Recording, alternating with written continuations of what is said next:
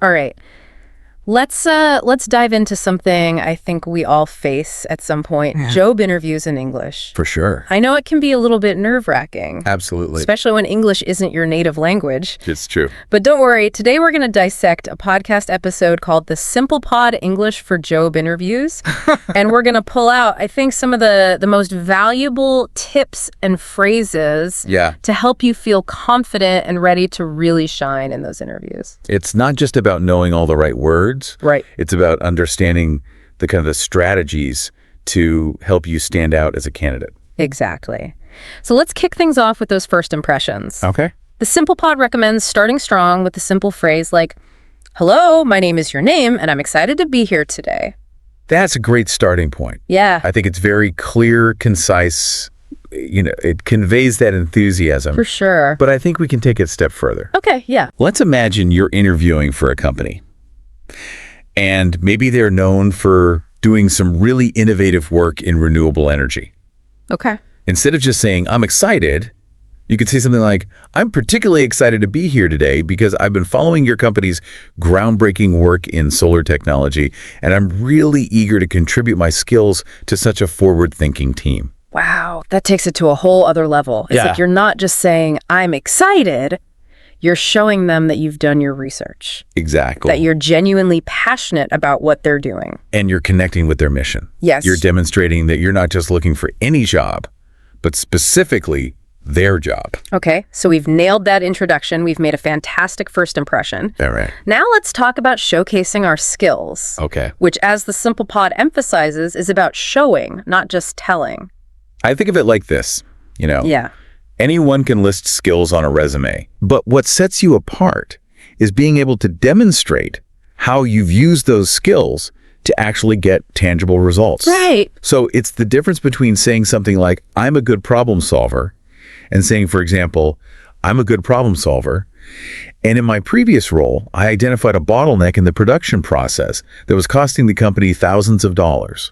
By implementing a new system, I was able to increase efficiency by 15%. That's such a good example. Yeah. Because those numbers speak for themselves, right? I know. It paints a vivid picture of you and your problem-solving abilities. Exactly. Instead of just saying, "I have this skill," you're proving it. You're giving evidence. Yeah. The Simple Pod actually offers a good sample phrase, I think. Yeah. Something like, "I am skilled in project management and have successfully led multiple teams to complete projects on time." Okay, that's a good foundation. Yeah. But how do we make it even stronger? Well, let's say you're applying for a role that requires strong analytical skills. Okay. Instead of just saying, the generic, "I have strong analytical skills," Right. you could say, "I have strong analytical skills, which I use to analyze customer data and identify trends that led to a 10% increase in sales." You've taken that generic statement and you've really transformed it into something powerful, haven't you? Well, you're illustrating it. Yeah. You're giving evidence. Because interviewers are looking for evidence, not just claims, right? That's right. So it's about connecting those dots between your skills and the results you've achieved. Okay. Now let's move on to, I think, kind of the meat of the interview. Those common questions that we often face Oh, yeah. that can sometimes make or break your chances. They may seem simple, but they are designed to assess not just your qualifications, but also your communication skills, Right. your personality, your ability to think on your feet. The Simple Pod tackles the classic "tell me about yourself" question, and they suggest focusing on your professional journey and highlighting skills that are relevant to the job. They offer the response: "I'm a detail-oriented software engineer with 3 years of experience in web development. I enjoy problem solving and have worked on multiple successful projects." It's a good start. Yeah. It's a bit safe. Yeah, it is a little safe, isn't it? It's missing a little spark. Right. Instead of just stating that you enjoy problem solving, why not give them a taste of your personality and your problem solving style? Okay, I like that. You could say something like, "I'm a detail-oriented software engineer with 3 years of experience in web development. I thrive on tackling complex challenges, and I'm particularly drawn to projects that require creative solutions and a collaborative team environment." That's much more engaging. Yeah. It gives them a glimpse into how you work, what motivates you. It also hints at your ability to work well with others, Right. which is always a good thing in any role. Okay, so we've added some personality to the "tell me about yourself" response. Yeah. What about another classic? Why do you want to work here? This is where you show that you've done your homework. It's not enough to just say, oh, I admire your innovation. Right. You've got to dig a little deeper, find something specific that resonates with you and connect it to your aspirations. Right. Let's say you're interviewing at a tech company, and maybe they're known for doing cutting-edge research in AI. You could say something like, I'm really drawn to your company's commitment to pushing the boundaries of AI, particularly your work in developing ethical AI solutions. I believe my skills in machine learning align perfectly with this mission, and I'm really excited about the possibility of contributing to advancements that could benefit society as a whole. That's brilliant because you've shown them you're not just interested in a job, you're interested in making a contribution. That's right. To their goals. Their specific goals, their values. And that you're invested. You're invested in their success. So we've tackled two of the big ones. Yeah. But let's be real, interviews can be nerve-wracking. Well, for sure. So how do we manage those pre-interview jitters? The Simple Pod suggests practicing your answers out loud.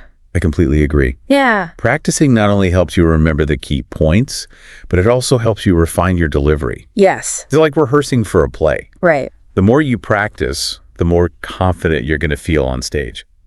They also suggest speaking slowly and clearly, especially if English isn't your native language. That's a good one. Because I know when I'm nervous, I tend to rush Okay. and my words get all jumbled up. Absolutely. But taking a moment to breathe, Right? to speak at a comfortable pace, It can make a huge difference. it really can. It allows those interviewers to really understand you, and it gives you time to gather your thoughts. And they even suggest smiling, Smiling. even during phone or video interviews. It may seem small, Yeah, but it can actually change your tone of voice. right. And make you sound more approachable and more enthusiastic. Okay, so those are some great practical tips. But what about the mental game? How do we conquer those inner doubts and anxieties? One powerful technique is visualization. Oh, tell me more. Just imagine yourself walking into that interview room, feeling calm and collected, Yeah. answering questions with ease, and connecting with the interviewers. Right. Just visualizing success can actually trick your brain into believing that it's already happened, That's fascinating. which can really boost your confidence and reduce anxiety. It's like mental rehearsal almost. It is. And remember, reframing nervousness as excitement can also be helpful. Oh, okay. Tell yourself, I'm not nervous. I'm excited for this opportunity to showcase my skills and share my passion. Right. It's all about shifting that perspective and turning that nervous energy into positive momentum. Absolutely. Now you've made a great first impression, showcased your skills, tackled those tough questions. What about ending on a strong note? Yeah, how do we do that? The Simple Pod recommends a simple closing. Something like, thank you for your time today. I'm really excited about this opportunity, and I look forward to hearing from you. Okay, that's solid, but can we make it even more memorable? Instead of just expressing excitement, try to add a specific element that links back to the conversation or maybe the company's mission. Oh, So you can say something like, thank you for your time today. I'm particularly excited about the opportunity to contribute to your company's commitment to sustainability, and I look forward to hearing from you about the next steps. so you've reiterated your interest, but you've tied it back to a key point That's right. that resonated with you during the conversation. It's a subtle way to reinforce your enthusiasm and leave a lasting impression. And of course, don't forget to ask about the next steps in the hiring process, That's important. like the Simple Pod suggests. It shows you're proactive and eager to move forward.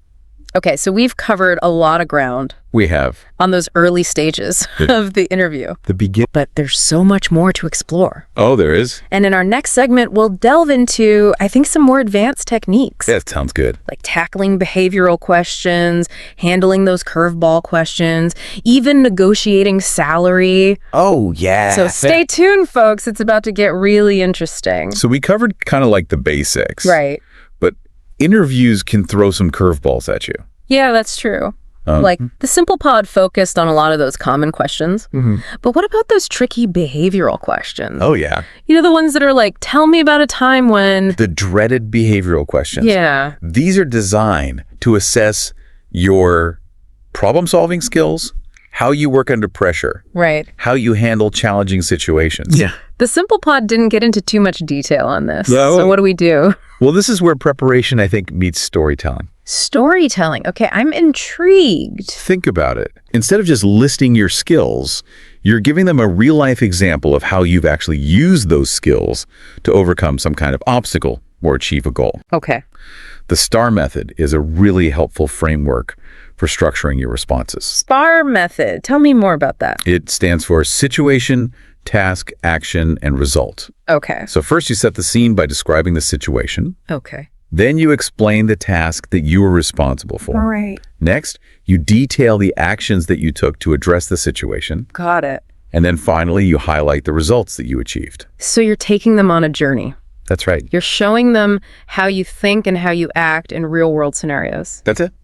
Let's say you're asked, tell me about a time you had to deal with a difficult teammate. Instead of just saying, oh, I'm good at resolving conflicts. Right. You could use the STAR method to tell a story about a specific project. Exactly. Where you faced a similar challenge, maybe outline the steps you took to resolve it. Right, and the outcome. What was the positive outcome? It makes it so much more compelling, doesn't it? It does, yeah. Because you're transforming that vague answer into an actual narrative. Yeah, and remember, Yeah. the result doesn't always have to be like a resounding success. Oh, that's interesting. Sometimes, the most valuable lessons come from our failures. Right. The key is to show that you learned from that experience. Yeah. And that you're able to apply those lessons moving forward. So even a challenging situation can be turned into a positive example. Exactly. If you frame it in the right way. That's it. Now, what about those curveball questions that seem to come out of left field? Ones that the simple pod didn't really touch on. Those can be tricky. Yeah. Because sometimes they're just designed to see how you think on your feet, Right. how you handle pressure, maybe to test your sense of humor even. Right. The key is to stay calm. Yeah. Take a moment to gather your thoughts. Right. And try to connect the question back to your skills and your experiences. Okay. What are some examples of those curveball questions? Oh, there are so many. Yeah. They might ask something like, if you were a superhero, what would your superpower be? Okay. Or what's your favorite book and why? Right. Or even, if you could have dinner with any historical figure, who would it be? Those are definitely unexpected. Yeah. So how on earth do we answer those? Well, there's no right or wrong answer. Okay. But, I think the key is to show your personality, Yeah. to show your thought process, and how you connect those seemingly unrelated ideas back to the job. Right. So, for example, if you're asked about your favorite book, Yeah.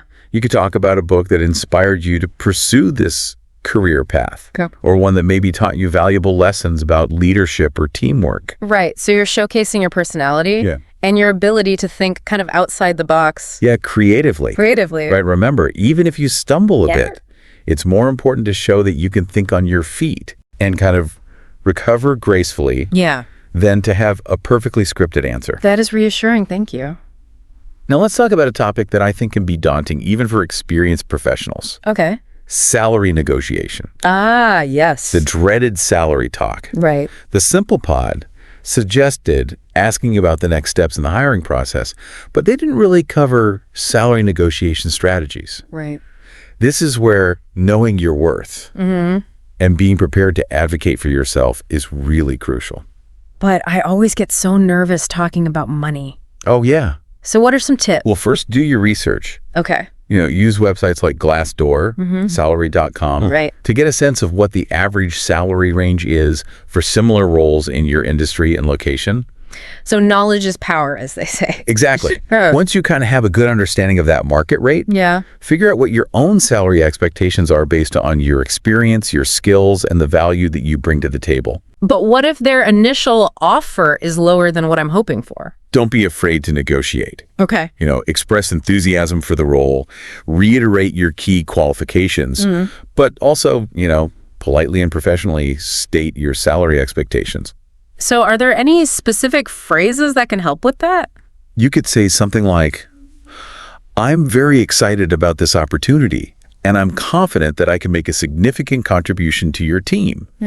Based on my experience and the market rate for similar roles, I'm seeking a salary in the range of your desired salary range. Okay, so you're not demanding a specific number. Right. You're just stating those expectations. Exactly. Okay. And giving them room to negotiate. And be prepared to justify that request. Absolutely. With maybe highlighting your accomplishment. Right. Your achievements. And the value that you bring. Exactly. So it's about striking a balance between confidence and flexibility.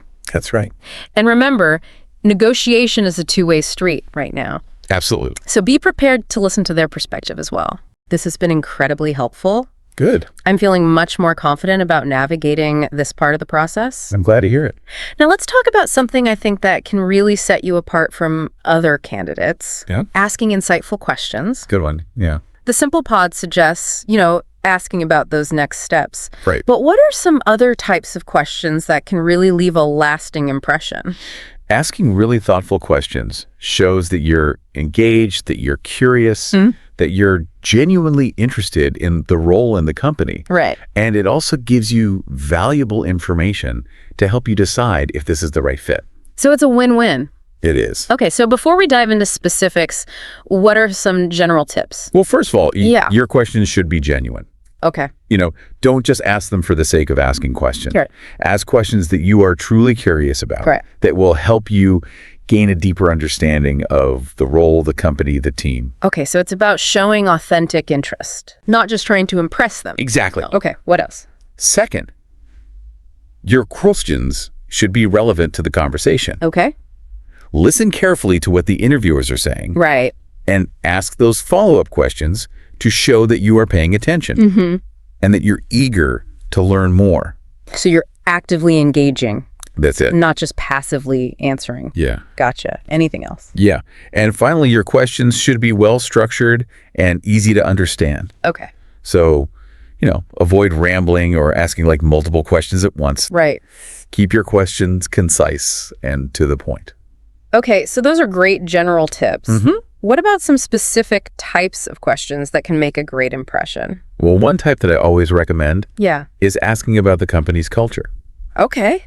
This shows that you're interested in more than just the job. Right. You're interested in the overall environment and whether it's a place where you can really thrive. So what are some examples of questions about company culture? You could ask something like, what are some of the company's core values? Okay. Or how would you describe the work environment here? Or what opportunities are there for professional development and growth within the company? Those are great because it shows that you're thinking long-term, That's right. that you're looking for a company that invests in its employees. That's it.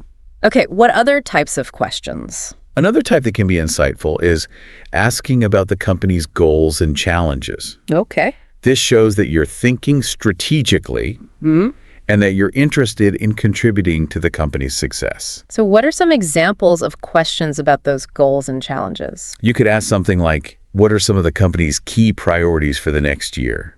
Okay. Or what are some of the biggest challenges that are facing the industry right now? Right. How does this role contribute to the company's overall strategy? It shows you're thinking beyond those day-to-day tasks and you're interested in the bigger picture. That's right. Okay, any other types of questions?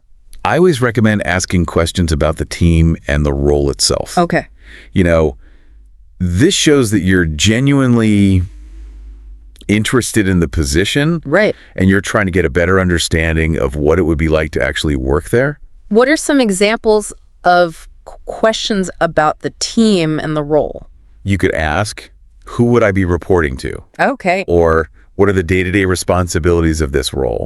Or what are some of the biggest challenges and opportunities associated with this position? Those are all great questions because Yeah. they show that you're thinking practically That's right. about what it would be like to work there. Exactly. Okay, so these are just a few examples. Yeah, of course. But the best questions are going to be the ones that are tailored That's right. to this specific company and the role. Okay. So we've covered a lot of ground We have. on asking insightful questions. Feeling more confident about this part of the interview process? I hope so. It's all about preparation, active listening, Yeah, and genuine curiosity. that's right. Now, before we wrap up this deep dive, Okay. I want to circle back to something we talked about earlier, What's that? managing those pre-interview jitters. Yeah. We talked about visualization, Right. reframing nervousness as excitement, Absolutely. but is there anything else we can do? Well, one thing, I Yeah. always recommend taking some time to review your resume and cover letter right before the interview. Oh, that's a good idea because it helps refresh your memory It does. about those accomplishments Exactly. and why you are qualified. And it helps you get back into that right mindset. Yeah. Remind yourself of your strengths. Right. And why you're a valuable asset. Okay, so it's like a mini pep talk before the big game. That's it. Okay, what else? And another thing that could be helpful is to practice those responses to common interview questions out loud. We talked about that earlier. We did. But it's worth emphasizing again, right? It is, because the more you practice, the more comfortable you'll be with that material. Right. The less likely you are to get flustered during the actual interview. It's like rehearsing for a play, right? It is. The more you rehearse, the more confident you'll feel. You got it. And don't be afraid to ask a friend or family member to do a mock interview with you. That's a good idea. Right. Yeah, it can help you get used to answering questions in a more formal setting. And it can help you identify any areas where you need to improve. Yeah. Whether it's the answers or the delivery. That's it. So it's about practicing, preparing, and getting into that right mindset. You got it. Okay, we've covered a lot of ground today. We haven't. On acing those job interviews in English. You've covered everything. From crafting the perfect introduction to asking those insightful questions to managing those pre-interview jitters. We did. But before we wrap up completely, I want to leave our listener with a final thought-provoking question. I'm all ears. What is it? So the Simple Pod focused mainly on the verbal aspects of the interview. Right. But I think it's important to remember that nonverbal communication also plays a huge role. Absolutely. In how we come across. Our body language, our tone of voice, our eye contact. It all contributes to that overall impression. So as we wrap up this deep dives, I want to leave our listeners with this question. Okay. How can you use nonverbal communication to your advantage? Oh, I like that. In an interview setting. That's a good question. Right, because sometimes it's not just what you say. It's true. It's how you say it. Absolutely. That leaves that lasting impression. That's right. It really can. You know, sometimes it's not just about what you say. Right. It's how you say it. Yeah, absolutely. And even before you say anything. Oh, yeah? You're already communicating, aren't you? You are. I mean, think about it. Yeah. You walk into the room. Yeah. Your posture, your eye contact, even that handshake, if it's an in-person interview, it's all sending a message. The Simple Pod didn't really go into a ton of detail on this. No. But they did say that good posture shows confidence. It does. It shows that you're confident and prepared. Right. And it's not just standing up straight, is it? No. It's about having an open, approachable demeanor. Right. You know, if you're slouching or fidgeting, you could come across as disinterested or nervous. Right. And we want to project that energy like, I'm ready to take on the world. Exactly. You're confident, you're capable. So posture is important. Eye contact. Huge. Yeah. Tell me about eye contact. Well, it conveys that you're engaged. You're sincere. Right. Now, you don't want to stare them down. No, we're not trying to be creepy. No, not creepy, just confident. Right. It's about connecting with those interviewers on a human level. Okay. Making eye contact when you're listening shows you're paying attention. Right. And when you're speaking, it helps you build that rapport. Okay, so we've talked about posture. We've talked about eye contact. What about the handshake? Oh, yes, handshakes. Any tips for those? A firm handshake can really convey confidence and professionalism. Okay. But again, you know, don't go overboard. Right. You don't want to crush their hand. Right. We want to be firm but not aggressive. Exactly. Just firm but not aggressive. And a smile goes a long way, doesn't it? It does. A genuine smile just makes you appear more approachable, likable, enthusiastic. It can really put everyone at ease, I think. For sure. It just sets a positive tone. So it's not just about rehearsing those answers. It's also about being mindful of those nonverbal cues. Absolutely. Think of it as putting those finishing touches on a masterpiece. I like that. You know, you've got the content. Right. Now you're just adding that extra polish to make it really shine. So we've dissected this Simple Pod episode. We have. We've pulled out, I think, some really valuable nuggets. Some good stuff. And even added our own insights. Yeah, I think so. To help you really ace those job interviews in English. I hope so. I feel like we've given our listeners a whole toolbox. Yeah, a toolbox full of strategies. To not only survive, but thrive in those interview scenarios. Remember, preparation is key. Yes. But it's also about finding your own voice. Right. Showcasing those unique strengths. Yeah. And connecting with those interviewers, you know, on a human level. To our listeners out there, best of luck with your job search. You've got this. And until next time, keep diving deep and keep learning.